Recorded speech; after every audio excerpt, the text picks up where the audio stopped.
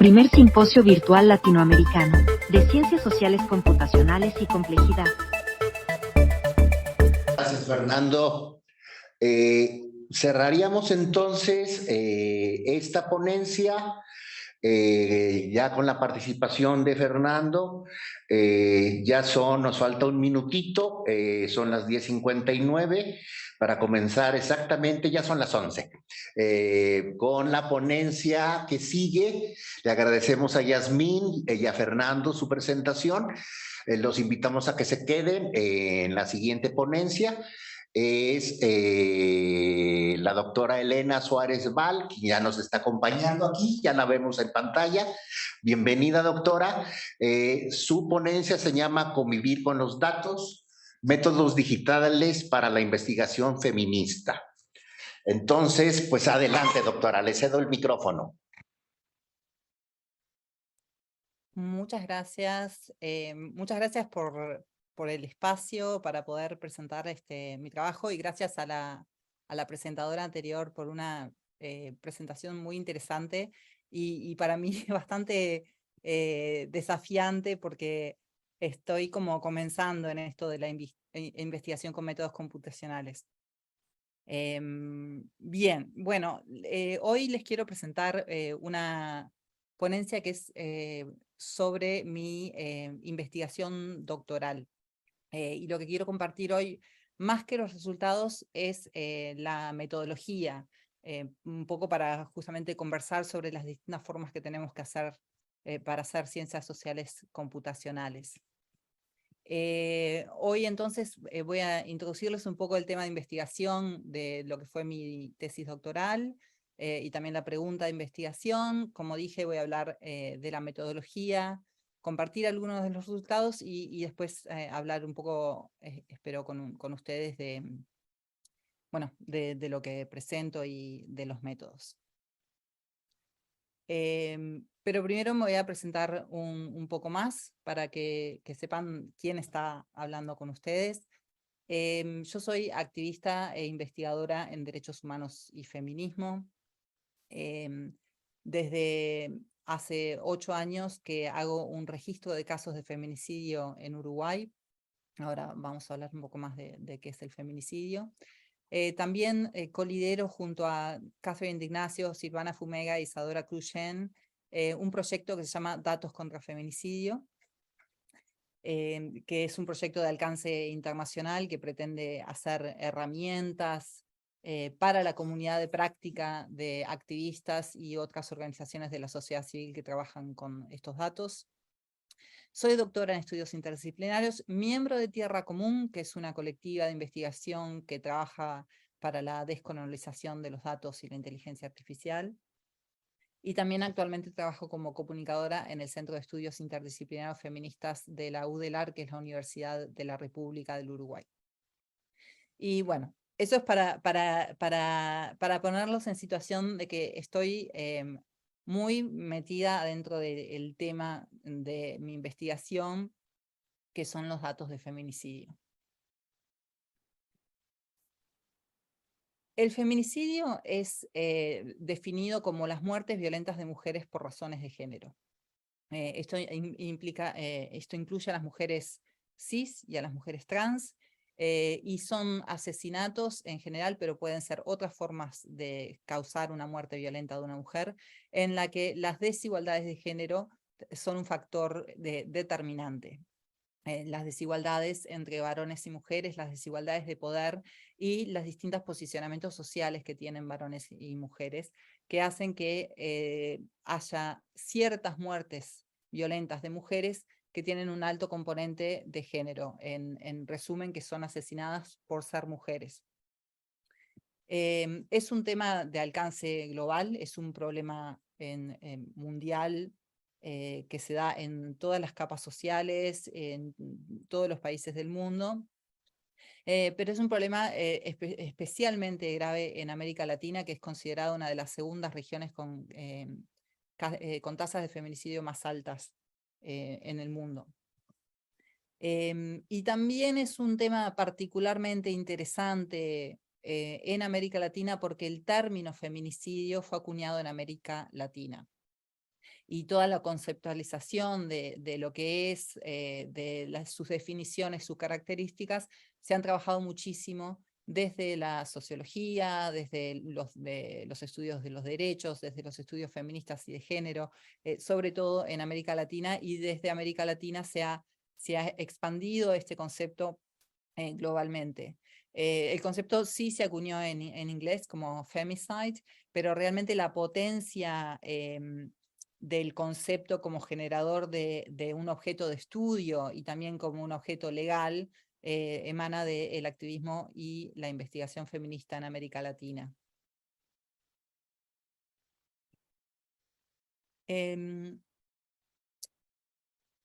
Obviamente, para saber que hay un problema, los datos siempre han sido fundamentales, ¿no? Para entender el alcance, las características de un fenómeno, la producción de datos es importante. Sin embargo, hay un gran debe en la producción de datos de feminicidio, sobre todo a nivel oficial. Hay distintos motivos para esto. Por un lado, están las dificultades propias de un concepto que ha estado en desarrollo durante muchos años y que ha tenido algunas diferencias definitorias, pero que ahora está cada vez más estabilizado, pero que eso ha producido dificultades de tipo ontológico, ¿no? de la definición de las categorías, etc. Pero por otro lado hay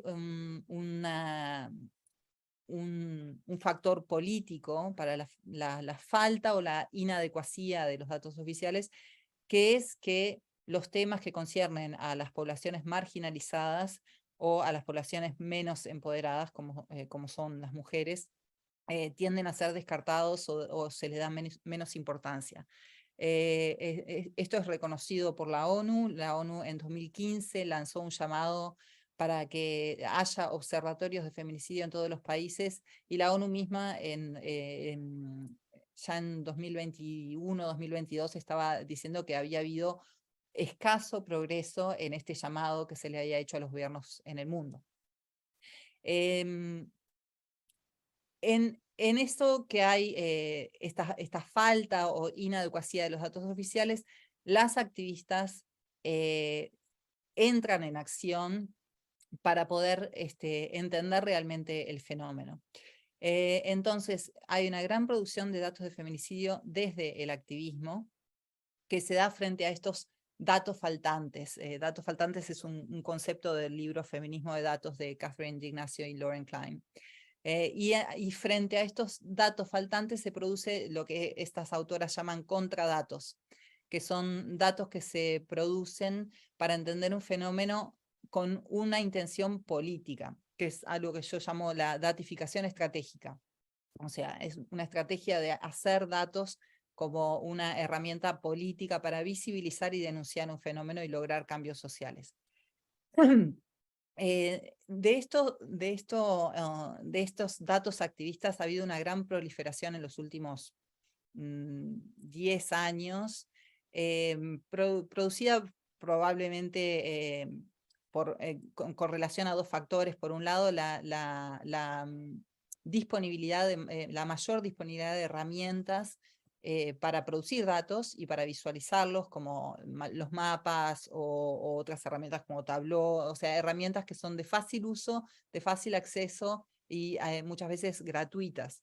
Y esto permite que las activistas que quieren empezar a realizar datos no tengan no tengan que dar un salto de aprendizaje tan alto para empezar a la producción y la visualización y circulación de estos datos. Por otro lado, también estamos viviendo en un contexto de gran datificación, ¿no? La sociedad datificada, que se le dice. Es un contexto en el que hablar en el lenguaje de los datos tiene un aura, vamos a decir, de legitimidad. Pensemos, por ejemplo, también en el COVID. O sea, estamos viviendo en un auge de los datos, no solamente como herramienta para comprender, sino como herramienta para con una herramienta discursiva para hablar sobre un fenómeno y para explicar un fenómeno. Bueno, es en este contexto que ha habido esta proliferación de datos activistas sobre feminicidio, este mapa que les estoy mostrando muestra distintos proyectos activistas a los cuales hemos entrevistado como parte del proyecto amplio que les conté, que se llama Datos contra Feminicidio. En este proyecto vimos que estos datos activistas se producen a través de ese aprendizaje que decía y el desarrollo de metodologías y estrategias propias del activismo que muchas veces disputan las metodologías más aceptadas, las ideas de objetividad y neutralidad de los datos. Y también son muy creativas en cuanto al uso de las tecnologías disponibles. También encontramos que estos proyectos en general usan los medios como principales fuentes para producir los datos de feminicidio. Y también encontramos que es comparable con lo que se llama el trabajo de cuidado, ¿no? El trabajo de cuidado, que son los trabajos que se realizan para lo que se llama la reproducción de la vida. No son un trabajo, entre comillas, productivo, sino un trabajo reproductivo, ¿no? El cuidado, el cocinar, el lavar, el planchar, el dar de comer, el atender a las personas enfermas o que tienen necesidades, etc. Bueno, encontramos que la producción de datos activistas sobre feminicidio es comparable con un trabajo de cuidado, especialmente en dos sentidos. En el sentido de que en general tiende a ser un trabajo no remunerado o no reconocido, y ahí está esa disputa que tienen con los datos oficiales, y además es un trabajo que tiene alto impacto emocional en las personas que lo realizamos. En ese sentido, se puede pensar que la producción de datos activistas es un proceso de cuidado. Y les estoy dando todo este contexto para que entiendan un poco el objeto de estudio. Como les dije al principio, yo misma realizo un mapeo y registro de casos de feminicidio en Uruguay desde 2015. Y es un proceso bastante sencillo, sencillo en términos metodológicos, difícil en términos emocionales y ambicioso en términos políticos, porque es una contestación de un status quo patriarcal en mi país. Y es un registro que se realiza, como dije antes, a través de los medios de prensa.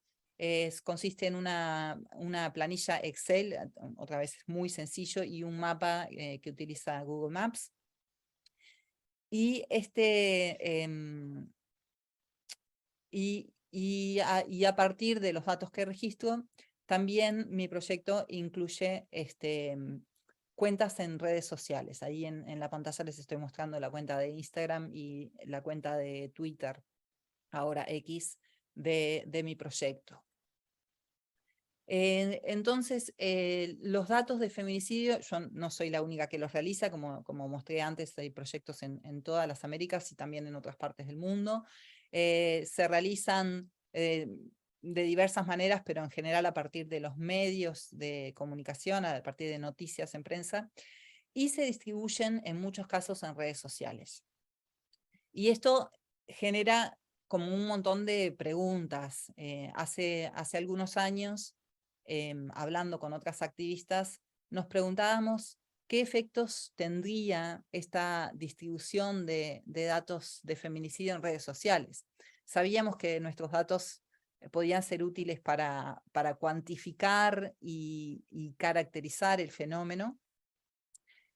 Sabíamos que nuestros datos podían ser útiles para la incidencia, para disputar cifras oficiales o para suplir la falta de cifras oficiales. Pero también pensábamos, ¿qué pasa cuando distribuimos estos datos en redes sociales? Ahí ya no estamos teniendo interlocutores directos como el Estado o una institución o incluso otras organizaciones de la sociedad civil, sino que estamos circulando estos datos en una forma mucho más amplia. Entonces, es a partir de estas preguntas que nos hacíamos que surge la pregunta de investigación de mi doctorado.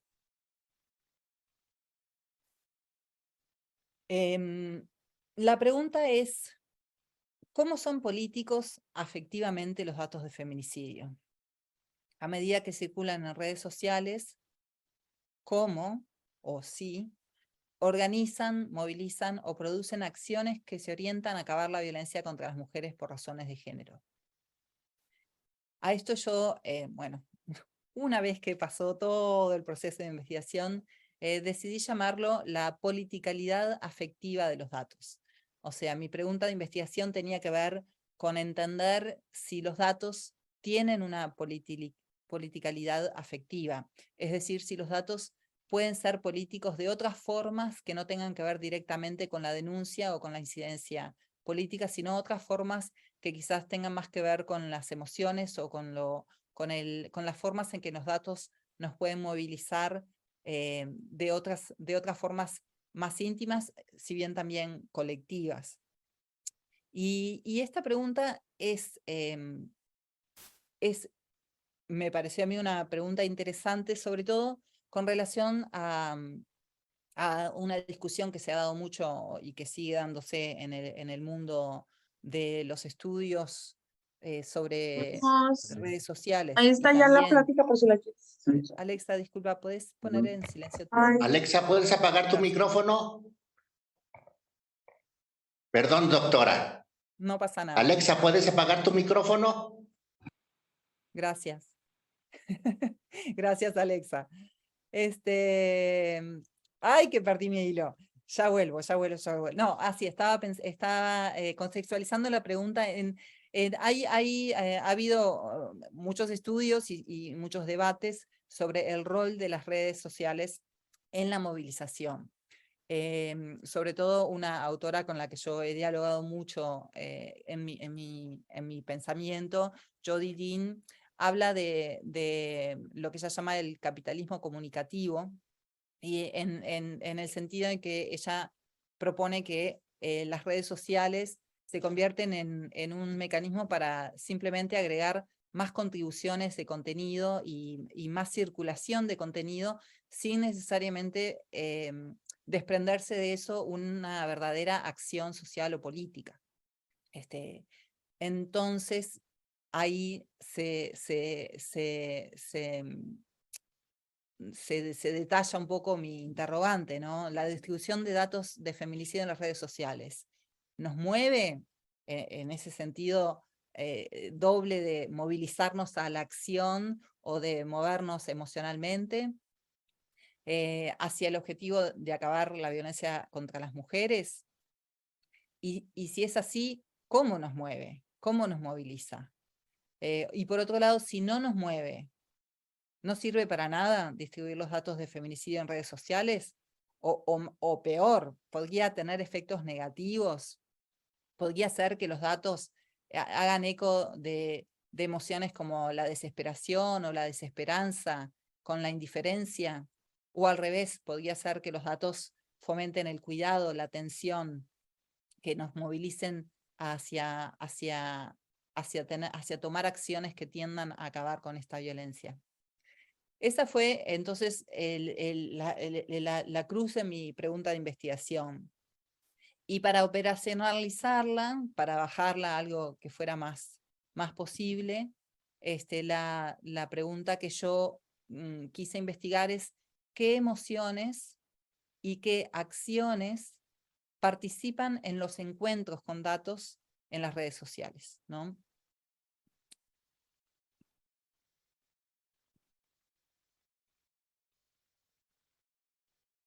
Mi abordaje entonces fue de combinar métodos computacionales, métodos interpretativos y métodos visuales para convivir con los datos. Este concepto de convivir con los datos lo tomo de McDonald, Shana McDonald, que habla de cómo convivir con los datos nos puede volver más sensibles a las idiosincrasias y detalles más íntimos que conforman el sitio de investigación. Y mi sitio de investigación eran las redes sociales y los datos. Durante mi investigación conviví con datos de distintas formas durante los 3 años que duró el doctorado, construyendo de esta forma una investigación que era tanto interdisciplinaria como feminista, aunque se podía decir que la investigación feminista siempre es interdisciplinaria desde el punto en el que es que la investigación feminista lo que ofrece es una perspectiva crítica sobre las relaciones de poder, especialmente las relaciones de género, que se puede aplicar en todas las disciplinas con las que se trabaja. Pero mi investigación se conformó interdisciplinaria al combinar distintos métodos, como ya dije, computacionales, interpretativos y visuales, que a la vez quise que fueran participativos, porque es importante en la investigación feminista desarticular la idea de el autor, o en este caso la autora única. Todos los conocimientos son compartidos y colectivos, y la investigación se enriquece a partir de la colaboración y la participación. En mi tesis abordo 3 formas de convivir con los datos. Hoy les voy a hablar más de una de ellas, pero las 3 formas que fueron en principio un mapeo del espacio de circulación de los datos de feminicidio online, luego un trazado de la politicalidad afectiva de los datos de feminicidio en su circulación en redes sociales, utilizando TCATS y el análisis léxico, que es lo que les voy a contar hoy, y también un análisis de ritmo. Y después también distintos conversatorios. Pero a través de estos 3 momentos de investigación o momentos de convivencia con los datos, en todo momento invité a distintas participantes, activistas que hacen datos de feminicidio como yo en otros países, estudiantes, profesoras, para tener una mirada más amplia, no solamente sobre sobre el tema, sino también sobre la propia metodología. O sea que en todo momento fui consultando con distintos grupos y en distintos ámbitos para ir refinando mi forma de abordar esta convivencia con los datos. Voy tirando cosas y las dejo abiertas para después que me pregunten más, pero hoy lo que quería enfocar en particular es el trabajo que realicé extendiendo y profundizando una propuesta de Norche Marrés, que fue una de mis supervisoras doctorales, que se llama la analítica situacional o situational analytics, que es una combinación de un método diseñado por Adele Clark, que se llama análisis situacional, con métodos digitales. Rápidamente les cuento entonces. El análisis situacional implica hacer un mapeo sobre los distintos actores que participan en una situación. Una situación se puede entender como un momento en el que algo cambia, un punto en el tiempo en el que hay un antes y un después de ese momento. Cuando hablamos de actores en el análisis situacional, pensamos en distintas entidades heterogéneas, de distintas escalas, de distintos tipos. Entonces podemos pensar en qué organizaciones, qué ideas, qué infraestructuras, qué temas. O sea, el análisis situacional es muy amplio en lo que define como un actor. Y el método de análisis situacional es un método cualitativo que requiere una lectura repetida y va en profundidad de los materiales que componen nuestra situación. Y es un método que difícilmente se puede adaptar a las redes sociales, donde podemos estar hablando de millones de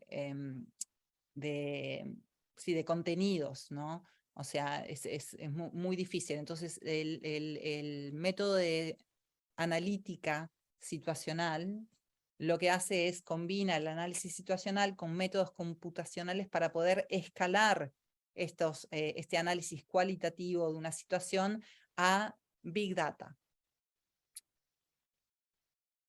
Ya les voy a contar cómo.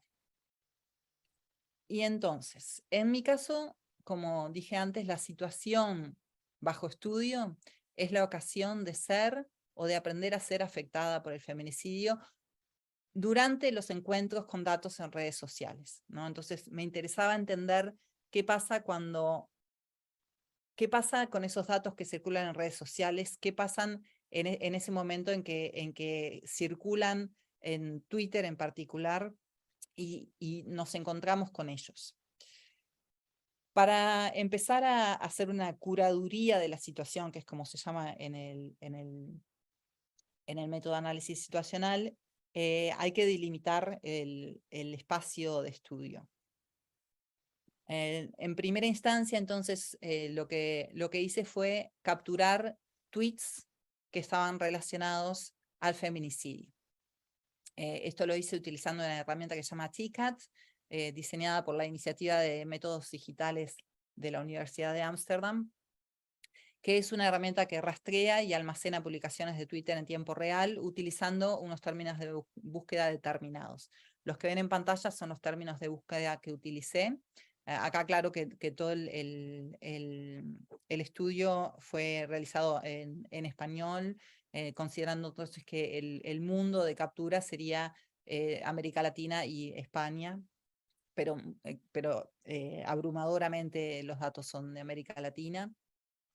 Y esta captura de datos, ya ahí empieza la idea de participación y colaboración, porque los términos de búsqueda los decidí en consulta con otras activistas de América Latina, de Brasil, de Colombia, de Puerto Rico, de México también, de Argentina, para poder tener una visión más amplia de cómo se habla del feminicidio en las redes sociales, en particular en Twitter, y lo que es una mezcla de términos relacionados a la categoría en sí, y también hashtags o etiquetas que se usan con relación al feminicidio por parte de las activistas. Utilizando estas palabras clave, obtuve un mundo de unos casi 3 millones de tweets. La captura se realizó entre septiembre 2020 y marzo 2021 inclusive. Y luego se hizo un filtrado de esos tweets para entender cuántos de ellos hacían referencia a los datos. Y acá está el primer hallazgo de mi investigación, que es que menos del 6% de todos los tweets recopilados hacían una mención explícita a la idea de los datos. Ahora les voy a contar cómo hice ese filtrado. Y eso me pareció ya un hallazgo interesante, porque si bien en algunos términos se puede decir que 6% es bastante significativo, no es tan significativo considerando lo que dije al principio, ¿no? Que estamos hablando de una sociedad datificada, donde el lenguaje de los datos parece ser un lenguaje hegemónico, no me sale la palabra, un lenguaje hegemónico para hablar de un tema, para definir qué es un tema, qué es un problema social. Eso para mí entonces fue un hallazgo interesante, que menos del 6% del total de los tweets que recopilé hablan de datos.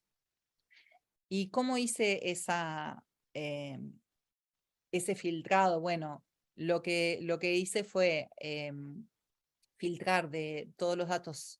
Esto se puede hacer también utilizando la herramienta TCAT, filtrando a partir de los datos de todos los tweets recopilados que incluían alguna de esas palabras clave que mostré anteriormente.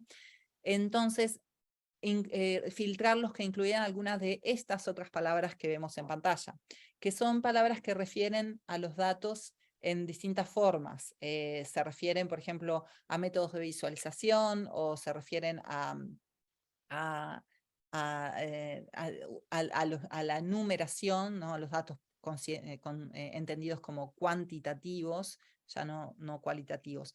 Entonces tenemos palabras como estadística, visualización, planilla, censo, registro, pero también incluí, porque estamos en el mundo de Twitter, los emoji, los emoticones, que refieren a datos, ¿no? Los emoticones de gráfica en alza, en baja. Y también estas palabras fueron como socializadas con un grupo más amplio, y además hubo varios testeos para ver que no hubiera otras, por ejemplo, otros emoticones relacionados a los gráficos simplemente no aparecían en el dataset en general, entonces no se incluyeron. Bueno, aquí las gráficas que están viendo a la derecha en la diapositiva es la gráfica de frecuencia de tuiteo sobre feminicidio. Entonces, en la parte superior lo que vemos en rojo son todos los tweets de feminicidio abarcados en el periodo, y van a ver, si miran con mucho detenimiento, que hay una línea negra un poquito más abajo. Esa línea negra son los tweets que se relacionan con los datos, o sea, los que responden a las palabras clave que estamos viendo a la izquierda.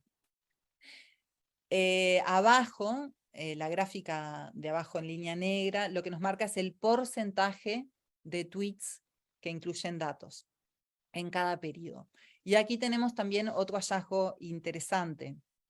Los picos que se ven en la parte superior responden en general a fechas que son significativas para el activismo feminista.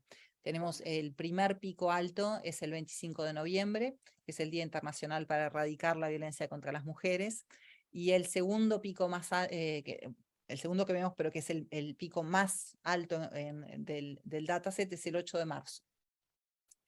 Después les voy a compartir estas planillas para que las puedan ver con más detalle, porque ya sé que en pantalla no se ve mucho. Entonces tenemos en la parte superior, lo que vemos es que el activismo, que las fechas clave para el activismo feminista suscitan bastante actividad en Twitter, ¿no? Tenemos el 25 de noviembre y el 8 de noviembre, pero también vemos otros picos, y en mi investigación sobre estos ritmos de feminicidio, lo que encontré es que lo que empuja más el ritmo de feminicidio en redes sociales no es tanto las fechas oficiales, sino los mismos casos de feminicidio. Entonces, muchos de los grandes picos, de los picos que son un poco más chicos que vemos en la línea de tiempo, tienen que ver con distintos casos de feminicidio en distintos países de América Latina. Y otro hallazgo interesante es mirar la segunda gráfica, en la que vemos que el porcentaje de datos, el porcentaje de tweets que incluyen menciones a datos en el periodo, tiene mucha variación. No es siempre 6% de todo el tweet, ¿no? Va cambiando. Y eso a mí ya me daba una pauta de que los datos tienen un rol específico, porque si no tuvieran una variación, o sea, si fuera siempre 6%, diríamos que es normal que se hable de datos en un 6% del tiempo en todos los tweets sobre el feminicidio, pero no es así el caso. Y lo otro interesante cuando miramos esa gráfica es que los picos de actividad, el 8 de marzo, el 25 de noviembre, no son necesariamente los días que tienen mayor referencias a los datos. Ven que no son los momentos en que hay más porcentaje de tweets que incluyen datos. Esto también para mí fue un hallazgo interesante porque si pensamos en los datos como una herramienta de incidencia política, es muy marcado que las organizaciones civiles de la sociedad civil y los estados tienden a utilizar estas fechas clave para producir informes, ¿no? Por ejemplo, el 25 de noviembre el Estado saca sus cifras oficiales sobre feminicidio y otras violencias de género. Los 8 de marzo lo mismo. Entonces, yo había esperado en realidad que estas fechas fueran las que suscitaran mayor accionar con datos, ¿no? más referencias a los datos. Pero no es el caso, y en realidad otra vez lo que vi en mi análisis es que hay más referencias a datos cuando hay casos específicos de asesinatos de mujeres, que como dije antes son en distintos países porque el dataset es de prácticamente toda América Latina y España. Eso para mí fue un hallazgo importante. Entonces hablamos de datos no solamente cuando es un momento evidente de incidencia política, sino también cuando hubo un caso, ¿no? Cuando un caso de feminicidio movilizó a las redes sociales a hablar del tema. Bien. Y acá viene la parte más detallada de mi análisis, que es cuando realicé el análisis léxico con una herramienta que se llama LeCat, que es donde empiezo la analítica de situación que hablábamos antes. Este método, como dijimos antes, implica ver qué actores participan en la situación. En mi caso, yo lo que quería ver es qué acciones y qué emociones participan en la situación del encuentro de datos de feminicidio. Ahí tenemos, por ejemplo, un tweet, este es un tweet real del dataset, que dice: abramos entre todas un hueco que se trague por siempre la cifra de la vergüenza. Por ellas, mujeres, ni una menos. Y acá, en términos muy simples, podemos ver la idea de datos, ¿no? La cifra de la vergüenza. También podemos ver la idea de acción, abramos entre todas. Y también tenemos la idea de vergüenza, que es una emoción, ¿no? Una sensación. Entonces yo estaba tratando de entender qué emociones y qué acciones participan en estos tweets sobre feminicidio, para entender, cuando hay datos, qué rol tienen estos datos.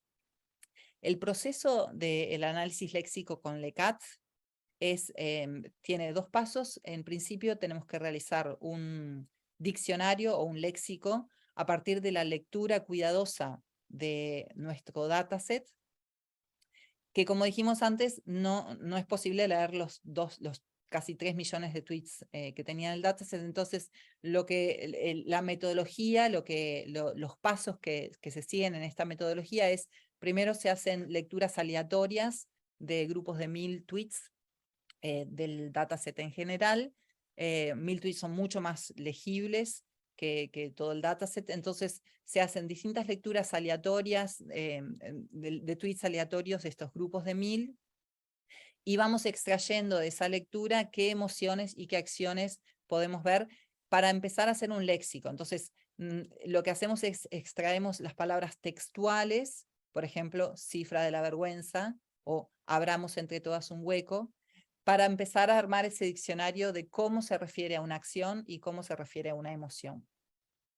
Y estas palabras o frases o incluso emoji van a actuar como indicadores de esos elementos o esos actores de la situación que nos interesa investigar. Y luego se utiliza LeCat, que es una herramienta que fue creada por el Centro de Metodologías Interdisciplinarias de la Universidad de Warwick, en Inglaterra, que es donde hice mi doctorado. Es una herramienta desarrollada en R, y es la que se utiliza para, una vez que tenemos nuestro léxico, le pasamos este léxico a LeCat y analiza ahí sí todo el dataset para darnos un análisis de la ocurrencia, o sea, de la incidencia y de la coincidencia de los actores que definimos en nuestro léxico. Este léxico no lo construí yo sola. Como dije antes, todo el proceso es participativo y colaborativo. Entonces, estas instancias de lectura de tweets aleatorios se fueron realizando en un periodo de unos 2 o 3 meses en distintos talleres con integrantes de distintas sociedades, organizaciones de la sociedad civil de distintos países de América Latina, también con estudiantes, otras profesoras investigadoras. Y acá es importante también mencionar que estas participantes se fueron integrando a partir de mis propias redes activistas y mis propias redes de amistad. Entonces, es como un entramado que tiene que ver mucho con mi propio quehacer activista, así como con mi quehacer investigador. De ese proceso se realizó un léxico de unas 11 emociones y 11 acciones, ahí las tenemos en inglés, que, como dije, cada una de esas acciones y cada una de esas emociones después tenía una serie de palabras o frases que actuaban como indicadores de que esa acción o emoción estaba presente. hubo una gran variedad en la cantidad de frases, ¿no? Algunas acciones o emociones tenían, por ejemplo, 6, 7 frases. Una de las acciones, que es la acción de nombrar, naming en inglés, tenía 51 indicadores, porque incluía cada uno de los nombres de mujeres que aparecieron en el dataset. Entonces ahí tenemos como un tema que me dio mucho para pensar, que es qué implicaba para los resultados que algunas categorías tenían pocos indicadores y otras tenían muchísimos indicadores, ¿no? ¿Y qué más quería decir eso? No, ahí va. Y bueno, una vez que tuve ese léxico finalizado, lo procesamos con LeCat, y uno de los análisis que nos da LeCat es este análisis de ocurrencia o incidencia de acciones y de emociones. Entonces vemos a la izquierda las acciones y a la derecha las emociones, y la primera cosa que se ve, que es evidente, es que las emociones aparecen menos visibles en el dataset. Perdón, y en el gráfico lo que estamos viendo es una comparativa entre la incidencia de las acciones y las emociones en todos los tweets, o sea, los casi 3 millones de tweets que era el dataset, comparado en negro con los tweets que incluían referencias a los datos. Entonces, como les decía, vemos varias cosas. Primero, que las emociones están un poco menos presentes que las acciones. Es un conjunto de tweets que refiere mucho a la acción, más que a las emociones, lo cual es interesante considerando que se ha escrito mucho sobre esto que decía antes, ¿no? Del rol de las redes sociales para la acción política, y también el rol de las redes sociales, sobre todo Twitter, en el enojo, la rabia, ¿no? Como un espacio muy pasional. Me pareció interesante ese hallazgo de que las acciones están más presentes que las emociones en términos de, de las palabras que actúan como indicadores. Y lo otro que vemos, que también es interesante, es que sí hay diferencia cuando comparamos estas mismas indicadores en el dataset completo y cuando vemos solamente el dataset que incluye a solo los datos, o sea, los tweets que referencian datos. Eso para mí fue importante, porque es como una confirmación otra vez de que sí hay una cualidad político-afectiva diferente de los datos, que los datos hacen una diferencia tanto a qué emociones como qué acciones se mencionan en Twitter, ¿no? No es lo mismo, o sea, dentro del mundo de emociones y acciones que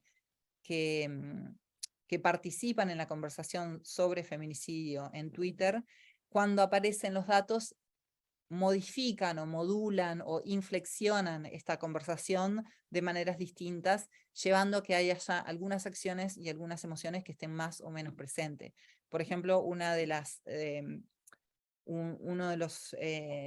las acciones que está más presente, pero que y que tiene mucho sentido, es la acción que es compartir conocimiento, knowledge sharing, que la vemos en una gran diferencia cuando están presentes los datos. Es una de las acciones que tiene más prominencia, y que no es el caso cuando estamos mirando la conversación completa. Sigo. Entonces, por un lado, LeCat nos da un análisis de la incidencia, o sea, qué cantidad de veces se encontró indicadores, palabras o frases indicadoras de una emoción o de una acción. Pero también, por otro lado, lo que nos da LeCat, que es bien interesante, es un análisis de la coincidencia. Es decir, cuando indicadores de una categoría aparecieron a la misma vez en un tweet que indicadores de otra categoría. En este caso, lo que yo hice fue comparar la coincidencia de emociones y acciones. Y lo que vemos es, otra vez a la izquierda, vemos el resultado de esa coincidencia en todos los tweets, y a la derecha el resultado de la coincidencia en los tweets que solamente en los tweets que referencian a los datos. Acá otra vez vemos diferencias. Este análisis lo que nos muestra es lo que Marrés llama liveliness, que es la vivacidad, es decir, cómo se activan y activan estas emociones con las acciones y viceversa, ¿no? Cuando ven que aparecen en conjunto, como vimos en el tuit ejemplo, ¿no? Las cifras de la vergüenza, abramos un hueco no abramos un hueco en este monolítico que es la violencia patriarcal. Acá otra vez interpreto esta diferencia como una confirmación de que hay una cualidad diferente que los datos aportan a la conversación en redes sociales, que aportan a los tipos de emociones y acciones que van a estar presentes y a cómo estas acciones y emociones se relacionan entre sí, cómo se activan y activan mutuamente. Lo que vemos es entonces que cuando los datos están modulando el contenido de esta conversación, hay acciones específicas que son más prominentes, por ejemplo, como dije antes, el intercambio de conocimiento y también las acciones que refieren a los estados o a las instituciones, por ejemplo, las demandas o las denuncias de acción o inacción del Estado. Y esto confirma el papel político de los datos, que son una práctica de creación de conocimiento que tiene como objetivo responsabilizar a los estados y gobiernos por su negligencia en el tema. Y también vemos que las emociones y las acciones se activan entre sí de formas diferentes cuando hay datos presentes. Y el hallazgo más llamativo cuando observé estas relaciones entre las acciones y las emociones es que son las emociones relacionadas con el cuidado o con su falta, las que más se vinculan a la acción cuando estamos viendo solamente los tweets que referencian datos. Y esto sugiere que la politicalidad afectiva de los datos de feminicidio motiva u organiza el cuidar con datos. Entonces, termino por acá. Espero que lo que he demostrado es que hay formas interesantes de hacer una investigación feminista que incluya elementos computacionales.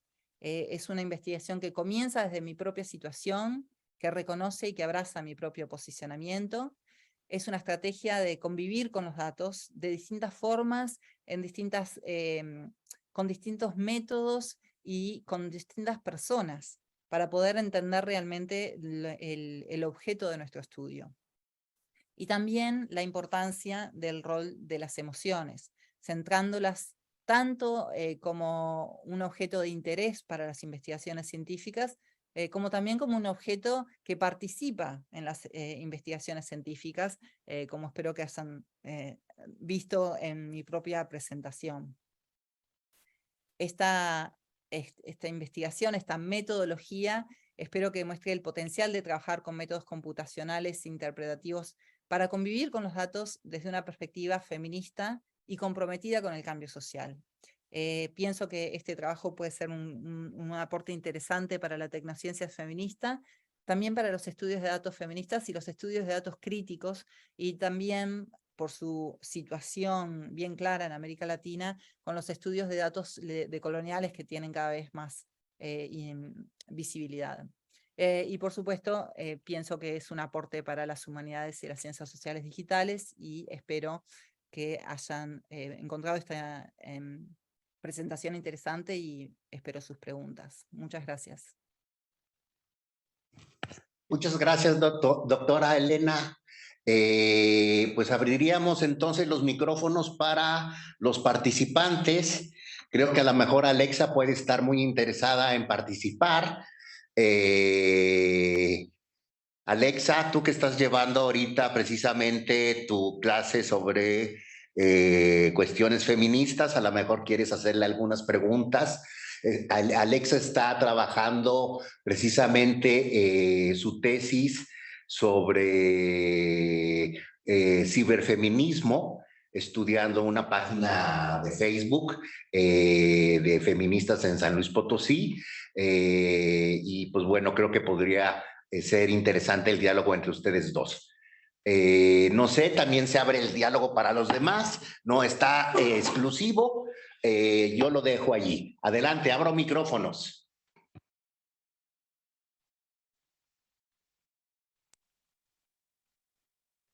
A mí me gustaría comentar cosas. Sí, adelante, Fernando. Bien, primero, felicidades por tu trabajo, está interesante. Creo que una de las herramientas que a lo mejor está ahí presente, pero no es el formato tan claro, son las redes. Las redes es una forma de mostrar sistémicamente varias cosas. Entonces, probablemente sería algo ilustrativo que plantearas la red, por ejemplo, con las concurrencias que tienes, podrías tener los nodos y ya que tienes esas concurrencias, ir pues armando tu red y ver qué tipo de red es, qué comunidades, bueno, ahí se ve claramente cuáles son los nodos más conectados, pero una vez los más conectados, los que tengan clustering más grande, los que tengan intermediación más grande, en fin, probablemente el formato de redes te puede dar mucho más claridad sobre estas acciones y sentimientos que estás planteando, que se me hace interesante, y contrastarlo con la de los datos. También ahí, pues seguro, yo no conozco estos software que pusiste, pero seguramente también podrías hacer una nube de palabras, que es algo similar a lo que presentaste en las gráficas, pero teniendo la nube de palabras probablemente bueno, no probablemente, visualmente es más atractivo, y no solamente más atractivo, sino que también es más intuitivo. Entonces también podrías poner esta nube de palabras ahí con las frecuencias que pusiste, y también utilizar un poco más de Natural Language Processing, que es procesamiento natural del lenguaje, pues para ver, pues dependiendo de los tweets, a lo mejor darles a un análisis de sentimiento, que más o menos lo viste ahí, pero bueno, no solamente es para ellos, sino que también podrías encontrar motifs que son como pues ya palabras clave que ya más lo tienes ahí, pero o sea, seguramente podrías todavía meter más descripción en ello. Eso, digamos, son como sugerencias metodológicas. Y con respecto a los datos, no sé si ubicas a una filósofa que también es youtuber, que se llama Sapira Kramer, es argentina y tiene ahí varios argumentos, digamos, en contra de las políticas de género, comentando, ella también dice que se basa mucho en datos, que estadísticamente no hay mucha diferencia entre los homicidios de hombres y mujeres, y que hay un problema con las políticas de género, que hay muchas mujeres que abusan de eso y también ejercen, pues eso, violencia de género, pero ahora hacia los hombres, no sé, acusando falsamente, no permitiendo pues ver a los hijos o, digamos, pues eso, hacer acusaciones falsas. Entonces, mi pregunta es, ¿qué es lo que opinas acerca de ello? Y esa es una opinión. Y sobre los datos de feminicidios que pudiste ver, si tienes una estadística más o menos de qué tipo es decir, a mí no entiendo que es por razones de género, pero pues no sé si tienes una clasificación un poco más fina, en el sentido de que si son, no sé, datos de parejas, datos por desconocidos, etcétera, no sé, ese tipo de estadísticas descriptivas de quiénes son los que cometieron el feminicidio, pues para ver pues un panorama un poco más amplio sobre el problema, que yo sí coincido que debería pues, pues actuarse más, ¿no? Serían mis comentarios y mis preguntas. Gracias. Gracias. Si quiere contestar, doctora Elena, adelante. Sí, gracias. Bueno, gracias por los comentarios, Fernando. Sí, soy súper consciente de que la visualización en estas presentaciones, a mí me parece súper interesante el diagrama de coocurrencia, pero es para convivir con él, no para mirarlo en pantalla unos 5 minutos. Es ese el diagrama de flujos, y están buenas las recomendaciones de las sugerencias de otras posibilidades. Lo que sí quería decir de por qué este tipo de análisis, que es más cualitativo, computacional, es que yo pensé inicialmente en hacer un análisis de sentimiento, pero tiene un problema que ha sido estudiado y criticado mucho desde el feminismo y también desde otras perspectivas, que es que implica una perspectiva muy universalista sobre las emociones, ¿no? En general, estas herramientas que utilizan como sí, categorizaciones súper como universales sobre esto es la emoción alegría, esto es la emoción tal, y no es el caso que las emociones sean universales, realmente es como se viven distinto. Entonces, lo que permite el análisis del léxico que yo presento es que al ser el léxico desarrollado con un grupo de personas específico, en un momento específico, es un análisis muy situado. Es decir, es un análisis que parte de un poner los pies en un posicionamiento que es político y que es afectivo también. Entonces es interesante porque en realidad la inspiración para este proyecto fue un proyecto anterior que estaba dirigiendo mi tutora Norche Marrés, que era sobre el coronavirus, que también hicieron un análisis similar en Twitter, y utilizamos análisis de sentimiento, pero no sacamos resultados tan interesantes o con un potencial de justamente de generar más preguntas que haciendo este tipo de estudio, que es más, que está tratando de ingresar una perspectiva más interpretativa y más cualitativa a las ciencias computacionales también, ¿no? Es como tratar de hacernos amigos con dos metodologías aparentemente muy distintas. Después, con relación a los datos en sí, a mí a veces me pone en una situación complicada ese tipo de preguntas, porque la respuesta que daría es que en realidad las cifras oficiales que sí hay, que son pocas, como dije antes, o sea, me pone en una situación complicada porque acabo de decir que faltan cifras. Entonces, igual contesto desde ese lugar, que aún faltando cifras, las cifras oficiales demuestran que el 90 y largo por ciento de perpetradores de todas las violencias, de todos los homicidios, no solamente los de mujeres, sino los de varones también, son varones, y que alrededor del 60% de los asesinatos de mujeres, o sea, de los que están oficialmente registrados, son asesinatos que tienen que ver con personas que pertenecen a su familia y sobre todo sus parejas o exparejas, que no es el caso, no es el mismo porcentaje con los varones. Entonces está más que demostrado con los datos oficiales que existen, que no son todos los que hay un problema de violencia de género que afecta mayormente a las mujeres, o que se podría decir que afecta mayormente a los hombres, en el sentido de que son ampliamente los mayores perpetradores de violencia homicida.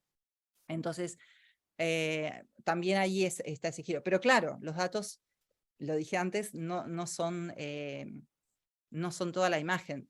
De hecho, lo que se estima es que están subrepresentados en realidad las cifras, o sea que en realidad las cifras serían más contundentes aún de que hay un tema específico en cómo las mujeres son asesinadas, porque son mayormente asesinadas por motivos que tienen que ver con sus relaciones, en comparación con los varones.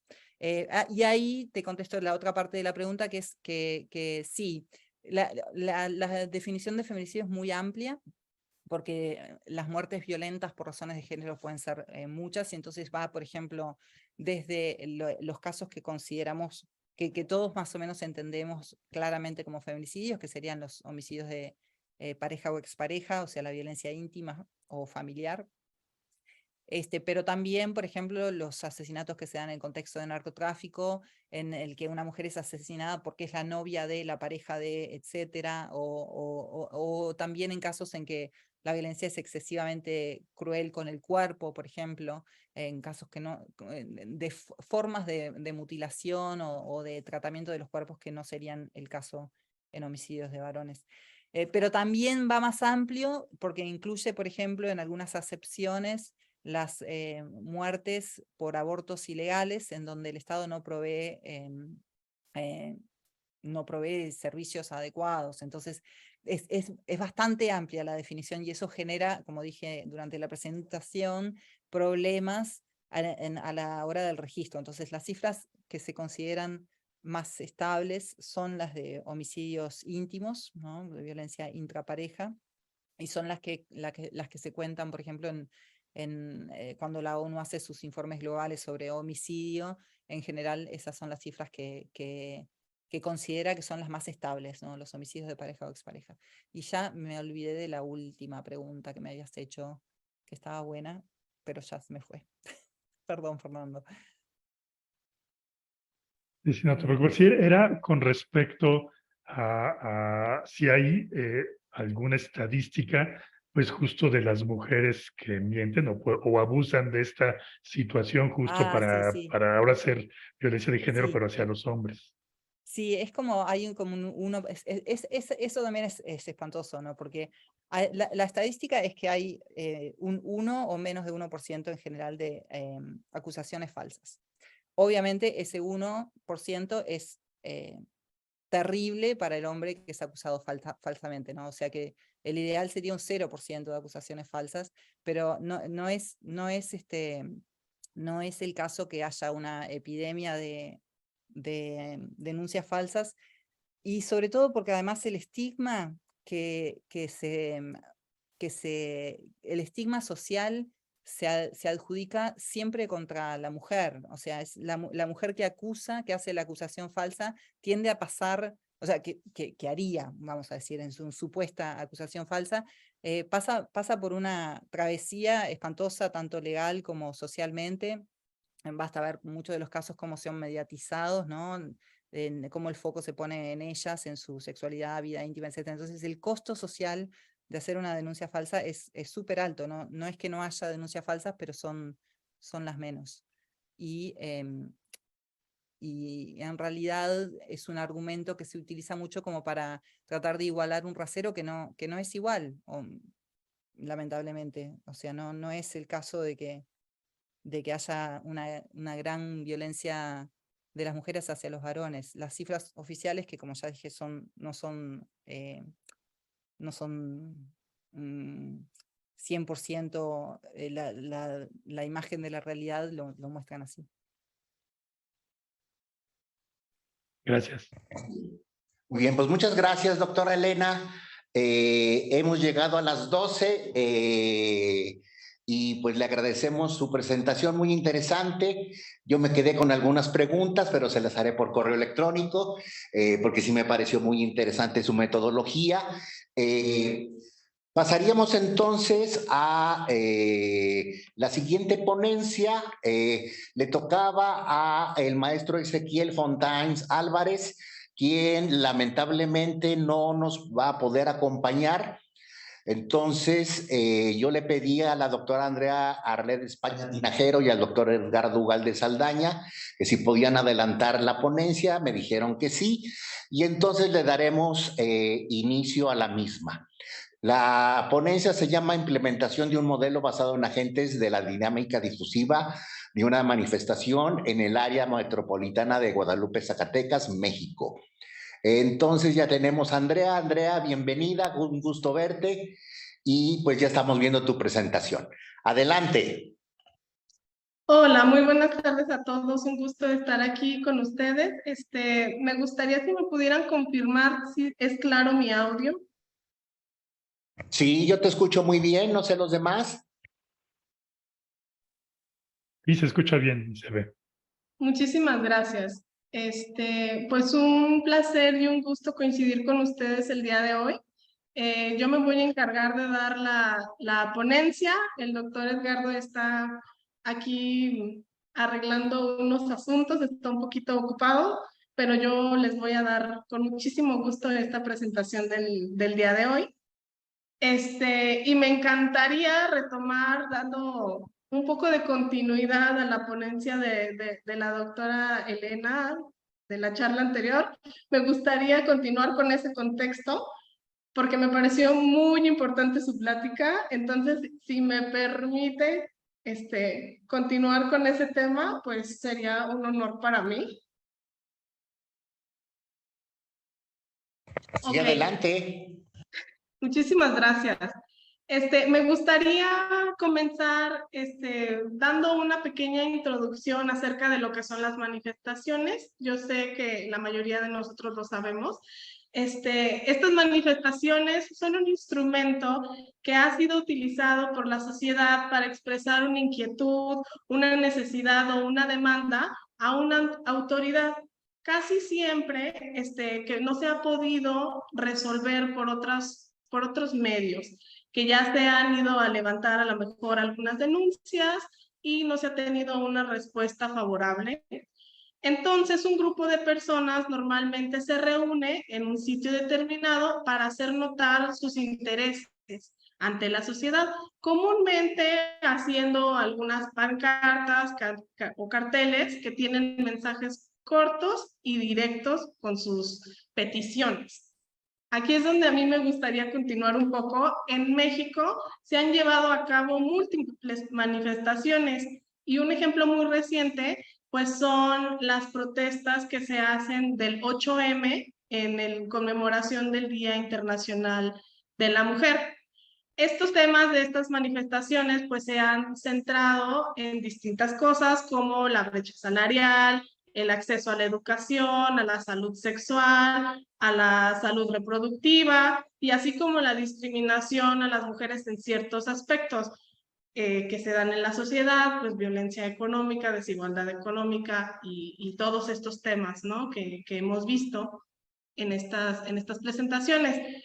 En particular, estas manifestaciones del 8M se han dado del 2022, 2021, 2020 y se han caracterizado por tener movilizaciones masivas en distintos países y en algunos casos se han registrado, por ejemplo, los enfrentamientos entre fuerzas policiales.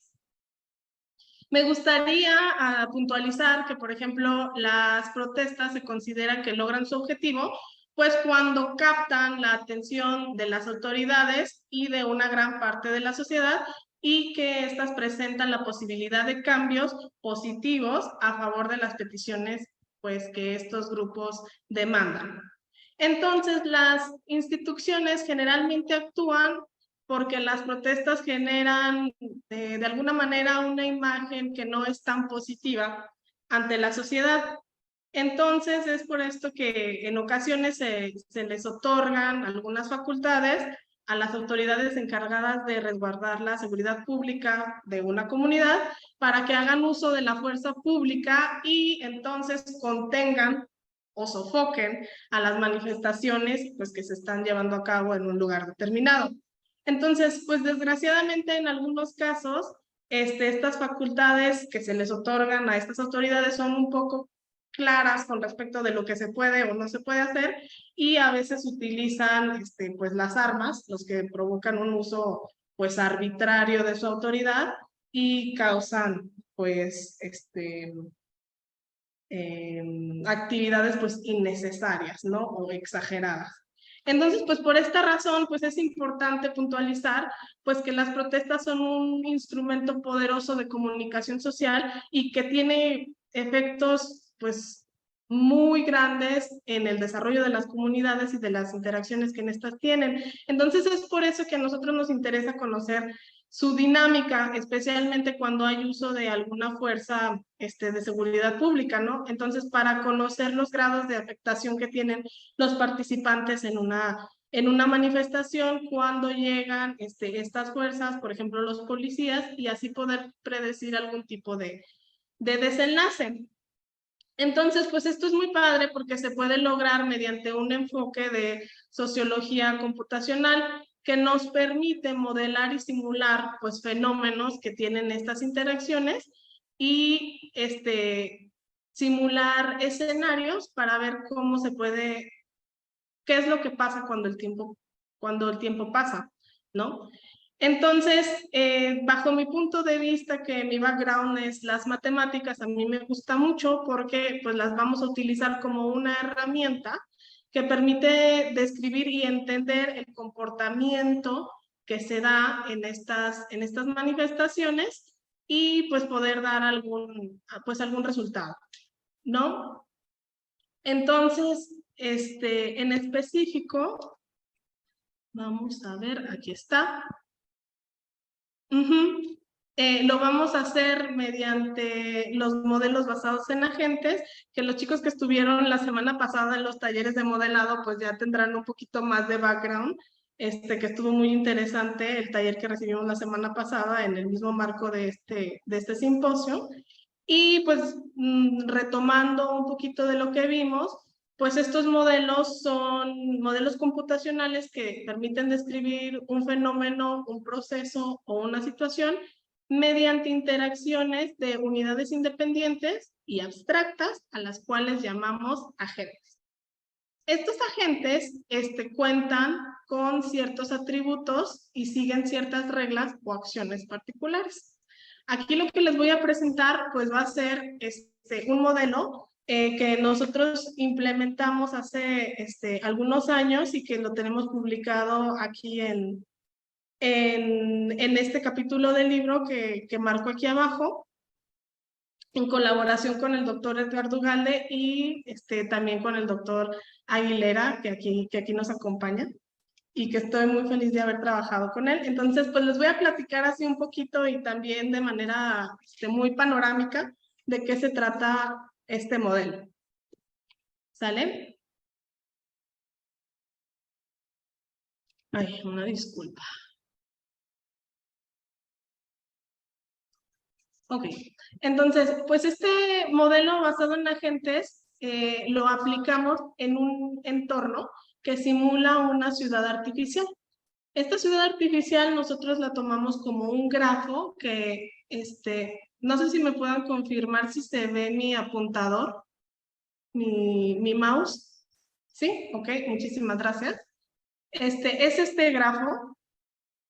Entonces, los agentes se van a encontrar en los vértices del grafo y van a poder interactuar con otros y moverse en este grafo mediante las aristas que los unen. Entonces, en este modelo en particular vamos a tener dos tipos de agentes. Los que están dados por los ciudadanos, que son las personas que están inmersas en la protesta, y otro tipo de agentes que van a ser los policías, que de lo que se encargan es de inhibir que más personas se unan a la protesta. Entonces, en términos muy, muy generales, ¿qué es lo que quiere ver este modelo? Van a empezar un grupo de manifestantes, que puede haber varios en los vértices, con la idea de, vamos a usar esta palabra, contagiar a los demás con la idea de que se unan a la protesta. ¿Ok? Entonces de eso se trata, que se contagien muchos agentes que se encuentren en los vértices y, por otro lado, los policías van a ir a los vértices de tal forma que con su presencia los ciudadanos sientan que no están muy seguros y duden más de unirse o no a la protesta, y de esa forma se va a inhibir el comportamiento. Estamos simulando una protesta pacífica de tal forma que la pura presencia de los ciudadanos sea suficiente para contagiar al resto de los ciudadanos, y también la pura presencia de los agentes de policía sea suficiente para inhibir que los demás ciudadanos se unan a la protesta. Es algo muy, muy pacífico y cada quien la puede ver en el contexto que quiera. A mí me gustaría continuar con el ejemplo de la doctora Elena, que sea una protesta en torno al 8M. Pero cada quien la puede pensar como guste. ¿no? Eso es lo bonito también de los modelos basados en agentes, que uno lo puede adaptar pues a la situación que más le guste o que más le convenga o que quiera estudiar y entender. Ok, entonces vamos a continuar con los atributos que van a tener los agentes, que era lo que les comentaba en la segunda diapositiva. Entonces, estas son características que tiene cada uno de los agentes que vamos a utilizar en nuestro modelo. En este caso, los ciudadanos van a tener 3 atributos. El primero va a ser su posición en el grafo. Entonces, en este grafo que les presenté, cada uno de los vértices tiene una etiqueta con la cual lo podemos identificar. Entonces, este primer elemento va a decir en qué número de vértice se encuentra. La segunda componente que tiene en los atributos de los ciudadanos tiene que ver con la actividad. ¿A qué me refiero aquí con la actividad? Quiere decir si está en la protesta o no. Si es susceptible a unirse, vamos a decirlo así, o ya está unido a la protesta. ¿Vale? Lo vamos a representar con un 0 si no y con un 1 si sí. Y por otro lado está este parámetro que nosotros, como para hacer una analogía con la realidad, es un parámetro de miedo, que básicamente es la susceptibilidad que tiene un ciudadano a adherirse a la protesta. Este es un umbral que va de 0 a 1, 0 si es muy poca la probabilidad de unirse a la protesta y 1 si es mucha. Entonces, si se acerca más este parámetro a 1, podemos decir que es muy valiente y por eso se une a la protesta. Y por otro lado, pues si es cercano a 0, pues entonces el ciudadano pues es miedoso, en el sentido laxo de la palabra claramente, y por lo tanto tiene menos probabilidad de adherirse a la protesta. Estos son los 3 atributos para nuestro primer tipo de agente. Y para el segundo tipo de agente, que son los policías, considerando que son pues una fuerza entrenada, que tiene cierto reglamento a seguir, etc. Entonces, nada más consideraríamos su posición. Como es lo único que nos interesa, que es lo que le impone a los ciudadanos para hacernos dudar y saber si entran o no a la protesta, pues entonces nosotros lo único que consideramos en este modelo pues es su posición en el grafo. ¿Sale? Ok. Entonces, como les comentaba hace unos momentos, la dinámica de los modelos basados en agentes tiene que ver con 2 cosas: los atributos que tienen y las reglas que siguen. En esta diapositiva les voy a platicar un poco acerca ahora de las reglas que siguen los agentes para dar esa dinámica de adherirse o no a la protesta. Entonces es lo que tiene que ver con el atributo de la actividad de los ciudadanos. Entonces, para activarse, primero un ciudadano tiene que estar inactivo. O sea, tiene que tener ese parámetro como un 0. Entonces, se va a fijar en el vértice en el que está, si a su alrededor, o sea, si lo ponemos como trasladado al mundo real, yo me encuentro aquí en un salón, me fijo cuántas personas están en la protesta, y si hay una buena cantidad, o sea, si me siento motivado a adherirme a la protesta, entonces yo me voy a activar, me voy a adherir, y esto lo voy a hacer con una probabilidad que es inverso a este parámetro que le habíamos puesto de miedo. 1 menos el miedo, pues sería mi valentía, ¿vale? Sería lo opuesto. Entonces, primero me voy a fijar si hay suficientes personas para que yo diga, ok, me animo a adherirme, y también vamos a considerar ese atributo individual que tiene cada uno de los ciudadanos para activarse o no. Por otro lado, para la regla de desactivación, en primer lugar, el ciudadano tiene que estar activado. Y va a ser una dinámica similar. En este caso, se va a fijar si a su alrededor hay suficientes ahora agentes de policía para que ciudadano sienta pues que sí los puede controlar y que le dé un poco más de temor pues continuar en la protesta. Entonces, de esa forma, el agente que está activo va a decir, pues no me conviene, me tengo que desactivar, me tengo que quitar de la protesta.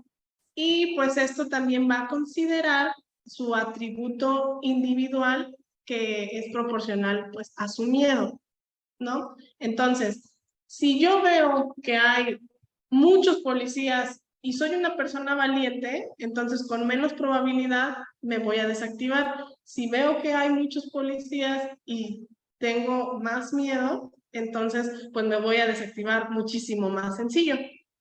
Toda esta dinámica acerca de la activación y desactivación de los agentes la resumo en este pequeño diagramita donde me fijo que un ciudadano activo va a permanecer activo dependiendo de su valentía.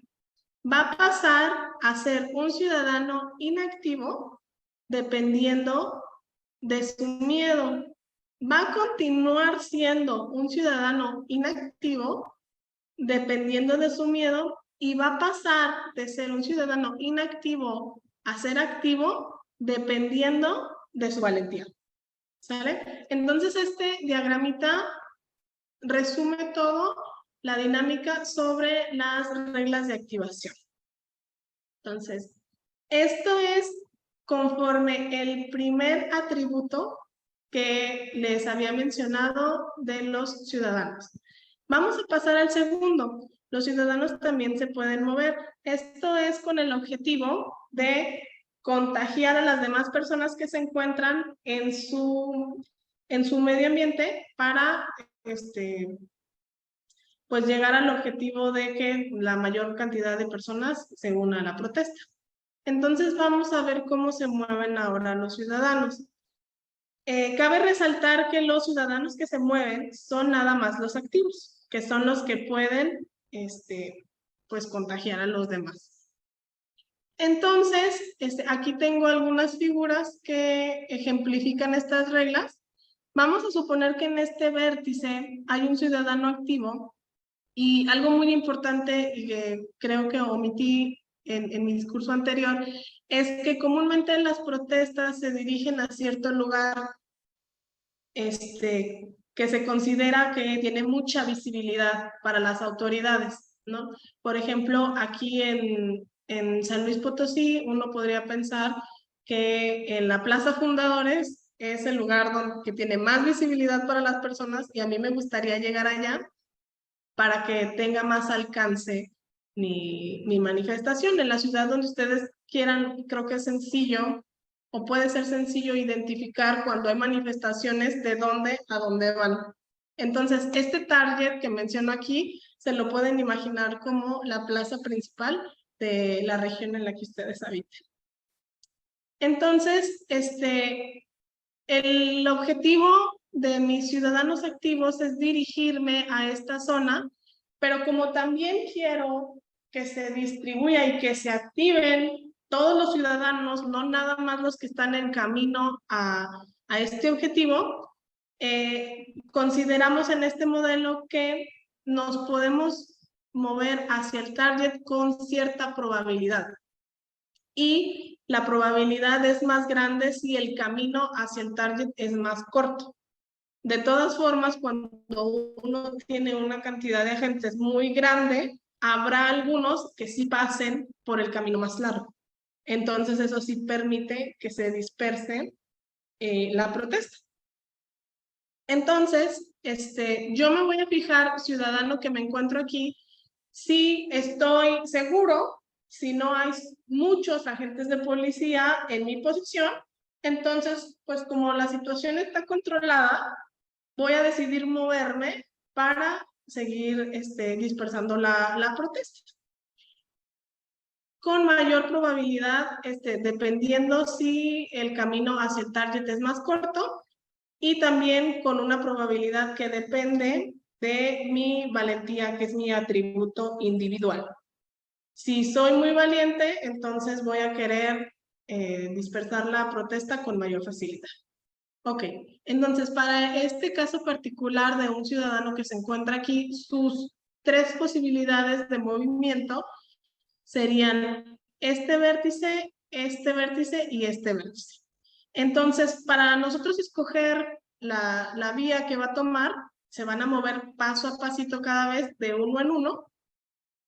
Aquí en este pequeño gráfico les muestro un camino que podría seguir si la gente que se encuentra aquí, pasar aquí, podría tomar este camino.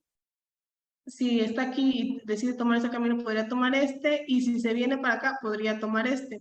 Entonces yo me fijo más o menos cuántos pasos le tomaría, y la probabilidad de que tome el camino más corto es más alta. Pero aún así me puedo mover a cualquiera de estos 3 vértices.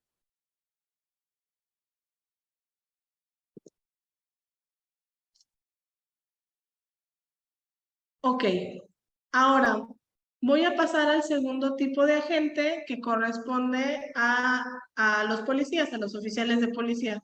Como habíamos dicho, ellos no se activan ni se desactivan, solamente se mueven, y a continuación les voy a mostrar sus 2 reglas de movimiento. La primera regla de movimiento es para controlar la mayor cantidad de agentes posibles. ¿Ok? Entonces, lo primero que se va a fijar un oficial de policía es que en la posición en la que se encuentra actualmente tiene la situación controlada y necesitan ir a otro lugar donde no saben si está controlada o no la situación. Entonces, por ejemplo, yo, oficial de policía, vemos que aquí donde estoy hay 5 oficiales y nada más una persona activa. Entonces yo puedo decir, aquí la situación está controlada, me voy a trasladar a otro lugar donde sé que hay ciudadanos activos, hay más o menos de las que tengo, de las que se encuentran en el vértice que estoy actualmente. Entonces, por ejemplo, un oficial de policía que se encuentra aquí, que juzga que la situación está controlada, él tiene acceso a saber en qué otros vértices hay ciudadanos activos, en este caso, en estos 4 vértices que marco en rojo, y va a irse a cualquiera de estos 4 con la misma probabilidad. O sea, aquí no va a haber ningún parámetro de preferencia. Entonces, de esa forma también hacemos que los policías, cuando estamos hablando de una simulación con muchos policías, tengan un efecto homogéneo en todos los cuarteles, en todos los vértices. Entonces, ahora pasando a la segunda regla de movimiento, esta tiene que ver cuando las cantidades de ciudadanos rebasa la capacidad de acción de los oficiales de policía.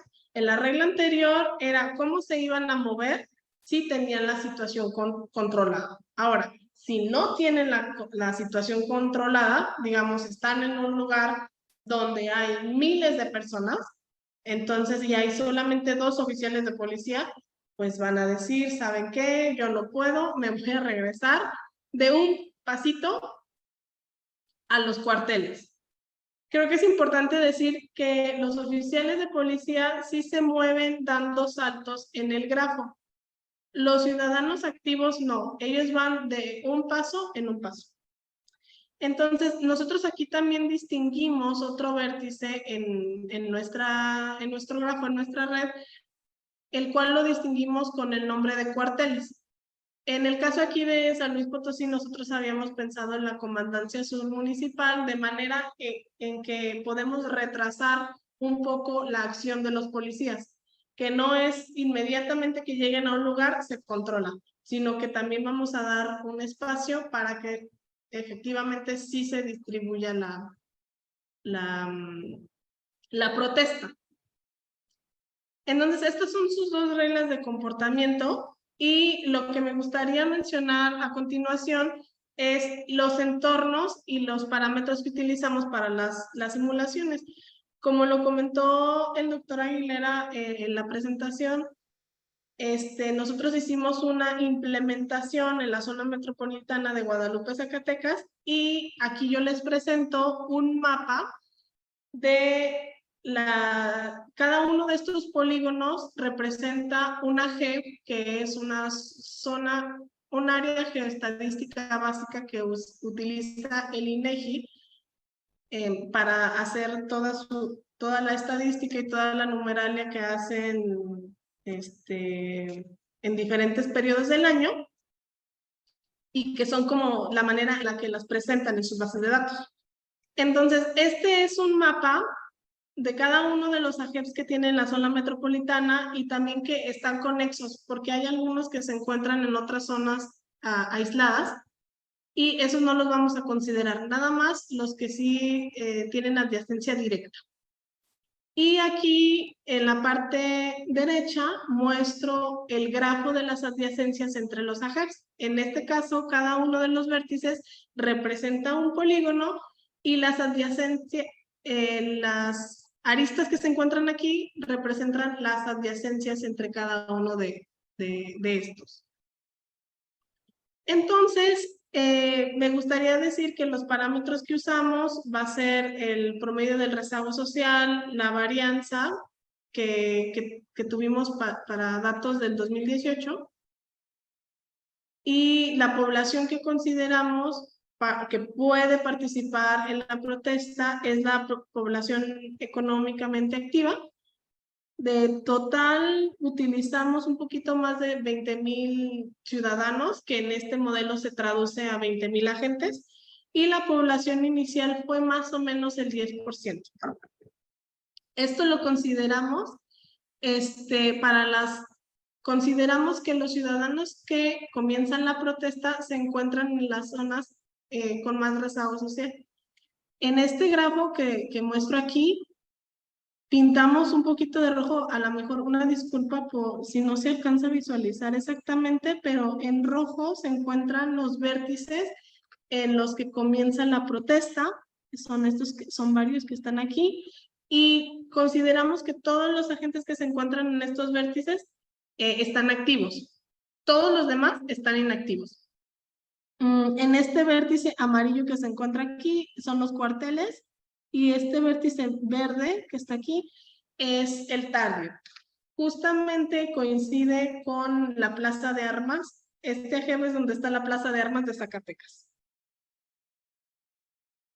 Las características que tiene este grafo, pues es que los AGEP son más o menos, el INEGI los considera de 1 a 50 cuadras.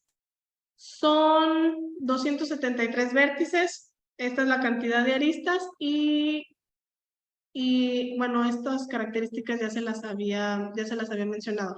Entonces, este es el entorno que nosotros utilizamos para hacer las simulaciones.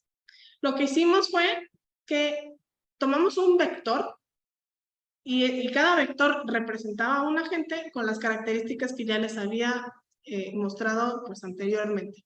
Entonces, lo que queremos saber es qué posibles escenarios hay.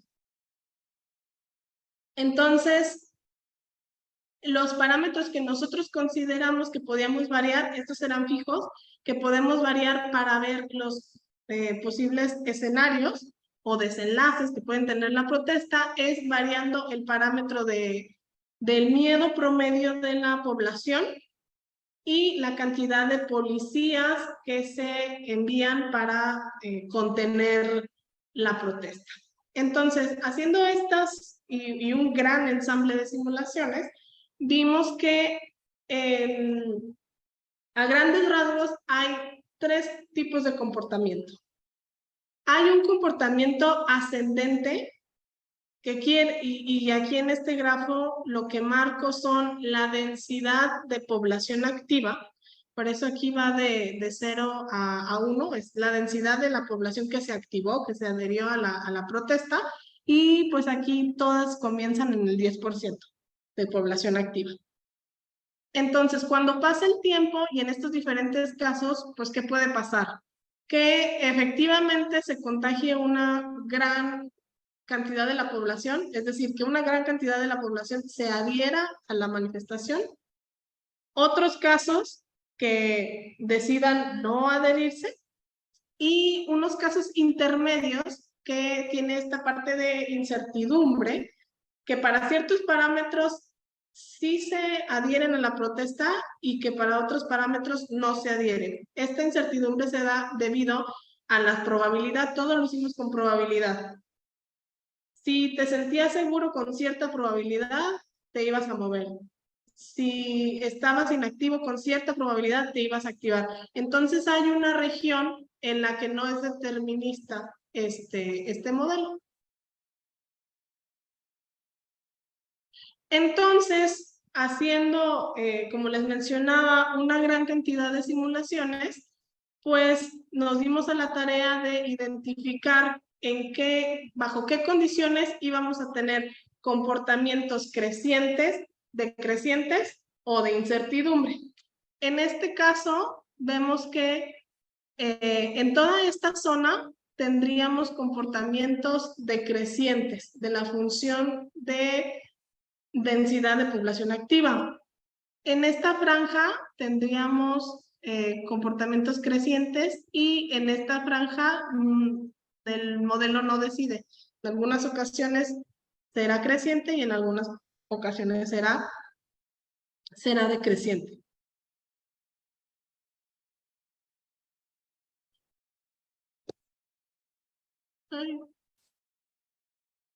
Ok, estos resultados que mostré anteriormente tienen que ver con el parámetro, perdón, con el atributo de activación de un ciudadano. En este grafo les muestro ahora la componente espacial, o sea, la que tiene que ver con la ubicación de los ciudadanos. Entonces aquí, en el tiempo cero, les muestro pues cómo estaba la distribución de ciudadanos activos en el mapa. Entonces aquí todos los tonos de rojo muestran la cantidad o la proporción, perdón, de ciudadanos activos que se encontraban en ese AGEB en ese momento.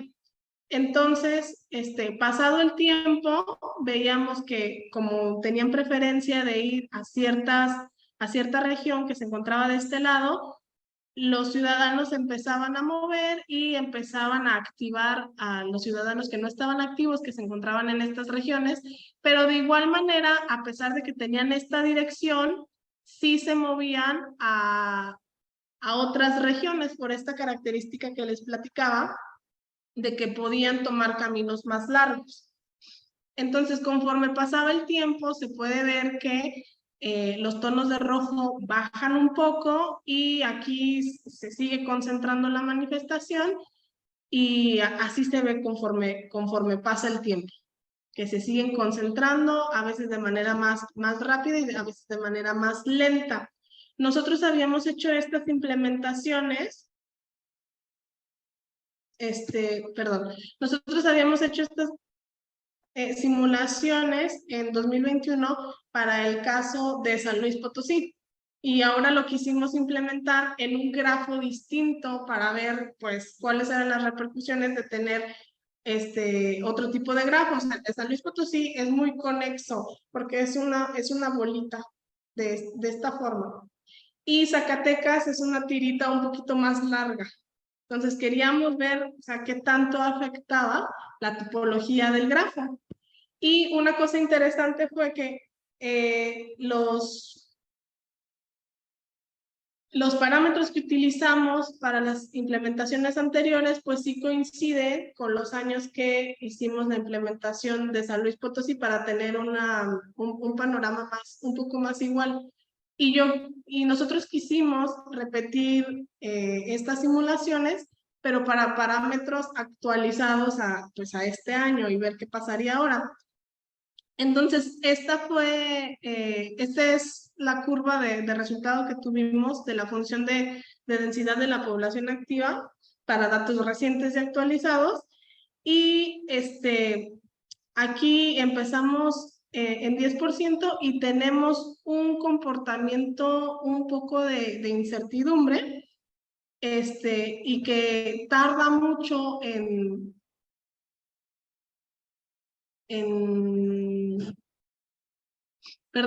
que mantenga el mismo resultado, que se estabilice. pero de todas formas no llega a valores muy altos, queda aquí en alrededor del 40%, un poquito menos. Ok, entonces esto es lo que les platicaba hace unos instantes. Esta es la implementación que hicimos hace algunos años para San Luis Potosí. Tenemos globalmente obtuvimos globalmente los mismos resultados de los 3 tipos de comportamientos, pero como el grafo que está asociado para San Luis Potosí, que es la zona metropolitana de San Luis Potosí y Soledad de Graciano Sánchez, debido a su forma, la zona de incertidumbre también es un poquito más chica, y además, en esas ocasiones sí llegábamos a cantidades, a proporciones más grandes de la adherencia a la protesta. En Zacatecas eso no pasó. Aquí lo que les quiero platicar un poco es esta parte de la comparación. ¿Qué pasó en estos 2 casos?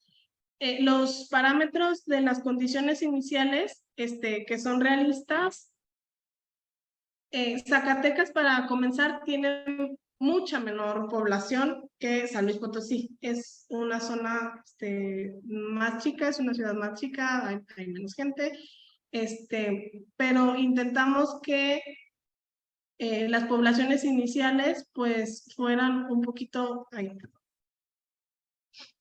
similares. En este caso, en Zacatecas, tuvimos 10%, un poquito más, y en San Luis Potosí, 11%. Como podemos ver, Zacatecas es un poquito más rezagado en promedio, y en los parámetros del miedo para estas zonas metropolitanas, Zacatecas tiene también, vamos a decir que es un poquito más valiente. Ahora, para las características del grafo, también no nada más a manera de población, sino también de los AGEPs, pues tienen menos AGEPs Zacatecas.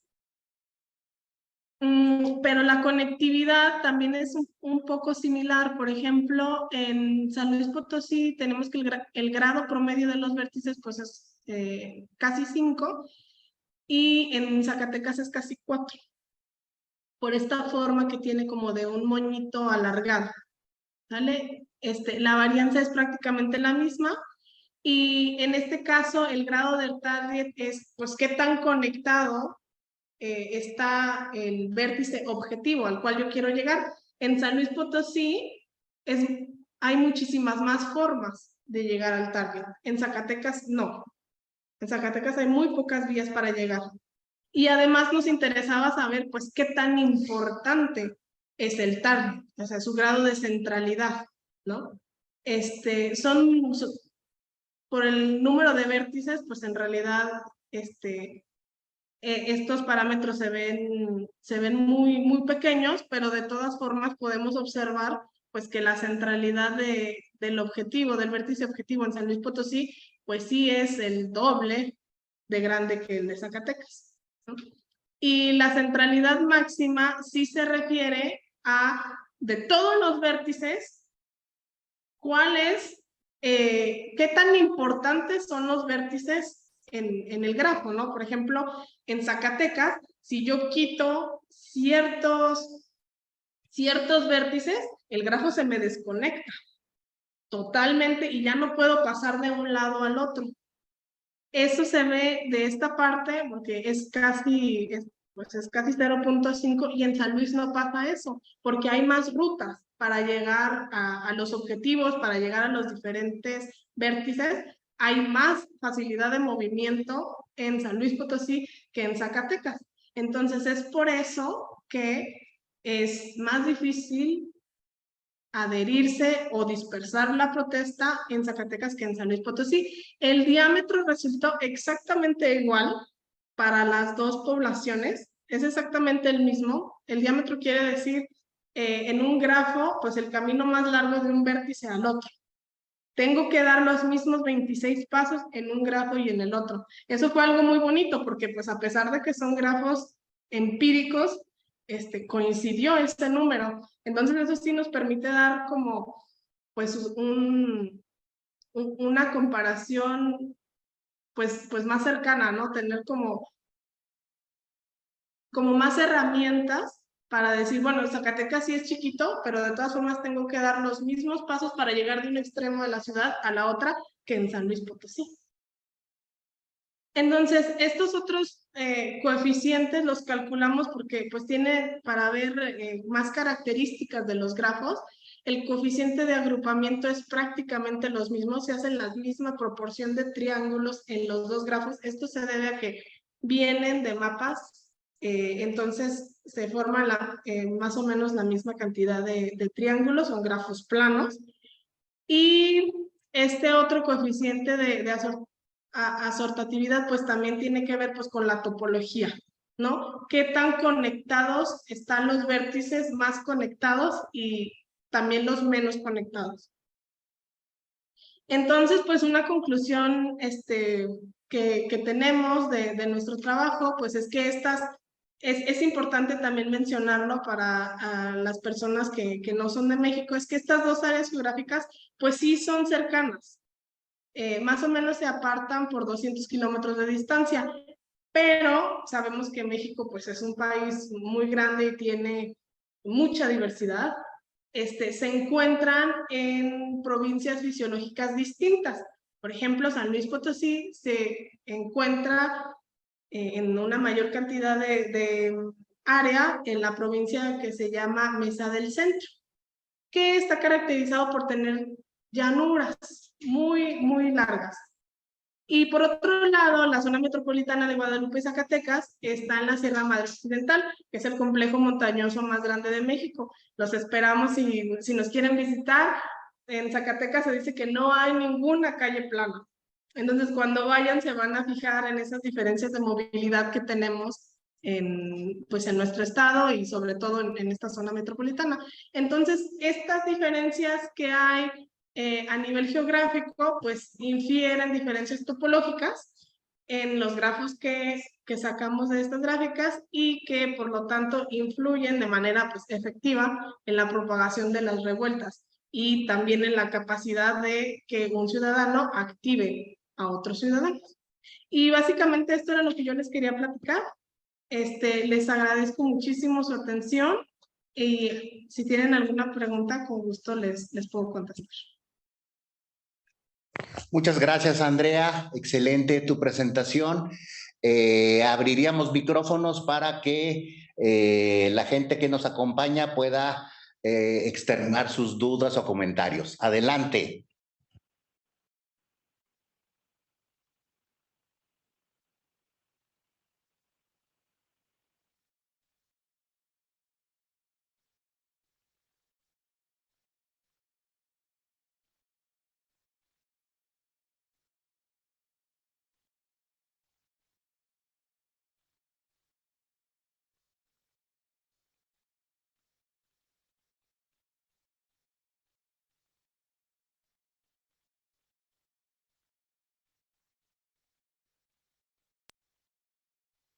Por ahí hay una mano levantada, Spivak. Es de Alexa, pero de la presentación pasada. Bueno, no sé si Alexa tenga alguna pregunta ahorita.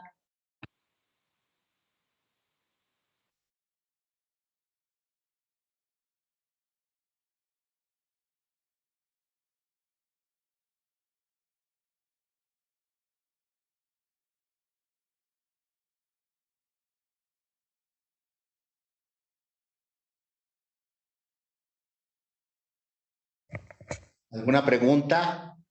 Es que ya somos poquitos.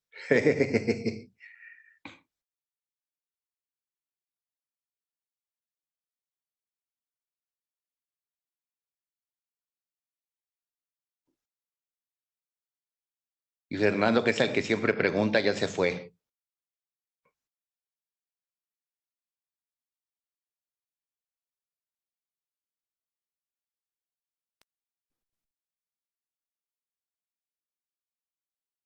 ¿Alguna pregunta, Armando? Pues es que llegué muy tarde, tú. Ya Le entendía la Ya mitad no y viste bien la presentación. sí, salí de clases tarde, entonces ya no, pues esta Ya no vez sí, pudiste. no me dio. Pero Ok, muy bien. Lo que escuché, pues sí me gustó, pero pues hasta ahí llegué a conocimiento muy a medias. ok, ok. Bueno, pues yo tengo algún par de preguntas con respecto más que al modelo, porque el modelo pues lo entiendo bien. Eh, Obviamente, el control de la protesta, ya no vi precisamente dónde se inicia, en qué AGEPS. Me imagino que son AGEPS de la periferia Sí, de Zacatecas. Por lo regular, pues siempre las periferias son las que tienen los índices de marginación un poquito más altos. Pero bueno, también hay AGEPs de periferias que tienen índices de marginación pues no tan altos. Lo estamos viendo nosotros ahorita precisamente en San Luis, donde precisamente la zona poniente, que es periferia, pues es una zona de alta plusvalía.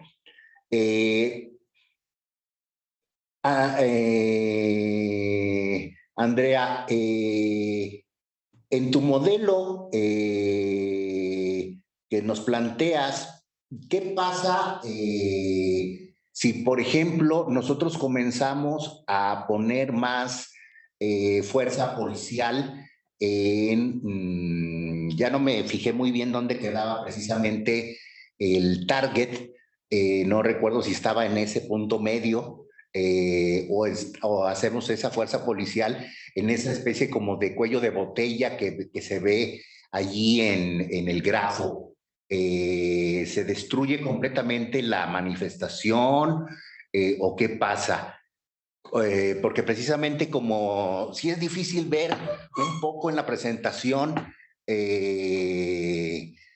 el, exactamente, ahí en ese grafo, el target creo que era en verde y no lo veo. ¿Dónde estará? sí, sí les pido una disculpa muy grande. Sí, El no te target preocupes. está Ok, aquí, ahí está, aquí ahí está. Ahí está, y redondeé un está bien poco. cerca de precisamente de unos nodos que podemos desconectar tranquilamente, pero que también está cerca de nodos activadores, ¿verdad? Sí, O sea, que sí, sí, fácilmente sí. pudieran saltarse, por lo menos esos nodos, pudieran saltarse las primeras intenciones policíacas de contener la escalada.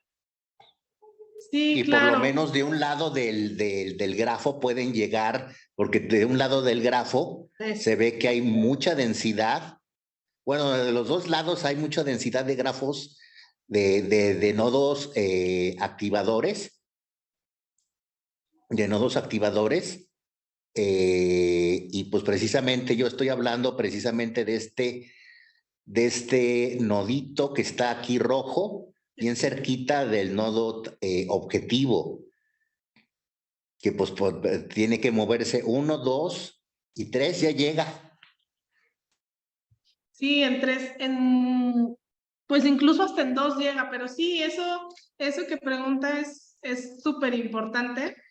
Sí utilizamos la plaza principal que uno puede distinguir, porque justamente en muchas ciudades, pues es a donde converge la gente y de donde se hacen también las ciudades, ¿no? Entonces, donde se empiezan a hacer como los asentamientos de personas alrededor de estas plazas o de estos centros donde se juntaba la gente. En el caso de Zacatecas, todo esto son cerros.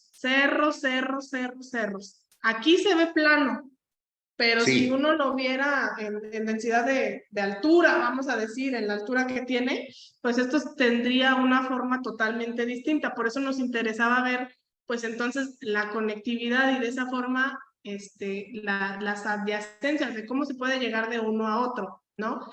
Entonces sí, si nosotros moviéramos el target a alguna periferia, la dinámica sí podría cambiar. Sí podría cambiar, sobre todo porque la probabilidad de llegar a esas otras zonas va a ser menor. Entonces, puede pasar algunos escenarios. Por ejemplo, para San Luis Potosí nos era suficiente ver 150 iteraciones del modelo para ver que la mayor parte de los ciudadanos llegara al target. Y que llegar al target casi siempre significaba que se contagiaba la mayor parte de la población, o que la mayor parte de la población se adhería a la protesta.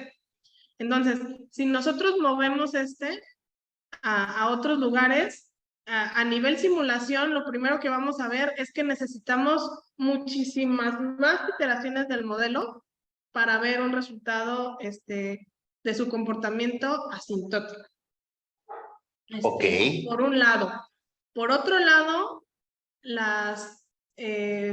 depende también de dónde empiece la protesta, pero le da más chance a los policías de apagar a los ciudadanos, porque tienen que llegar en más pasos.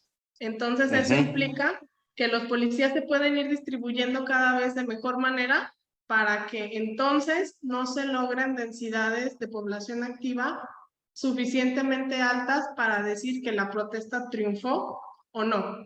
Entonces eso también tiene mucho que ver con pues cómo se hacen las protestas a nivel real, ¿no? Vamos a decir, por eso cuando uno va a marchar, pues no va, si estamos hablando en San Luis Potosí, pues a lo mejor no lo voy a hacer en la carretera 57 ya llegando a Querétaro, ¿no? Que a pesar de que sí pasa mucha gente, todo el demás, o sea, toda la demás parte conectada, que está un poquito más al norte,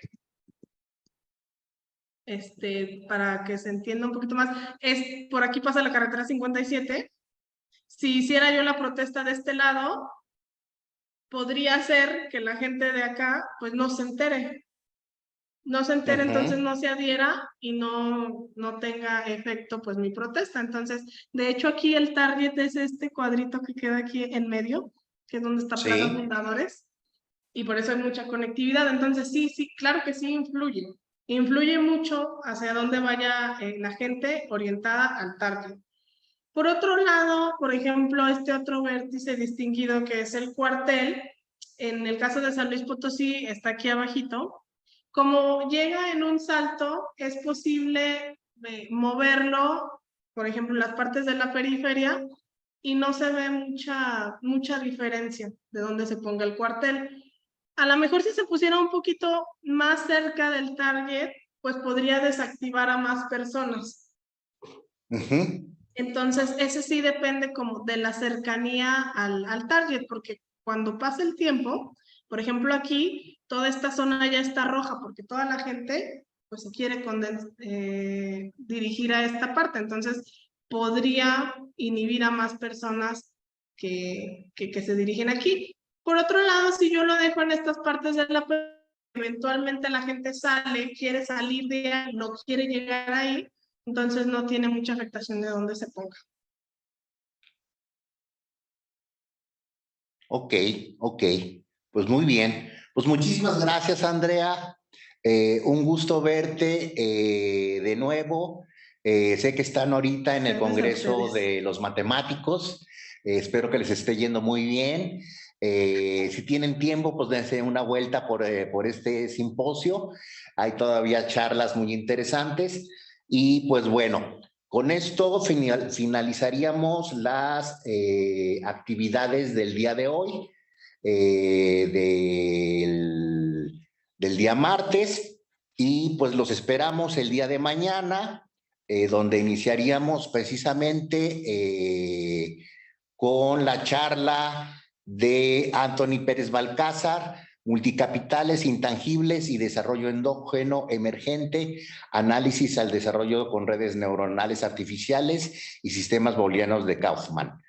Entonces, todo esto todavía dentro de la mesa aplicaciones computacionales en las ciencias sociales, y también iniciaríamos la mesa Big Data, inteligencia artificial, minería de datos y ciencias sociales. Entonces, los esperamos el día de mañana a las 10. Muchas gracias, muy buenas tardes y descansen.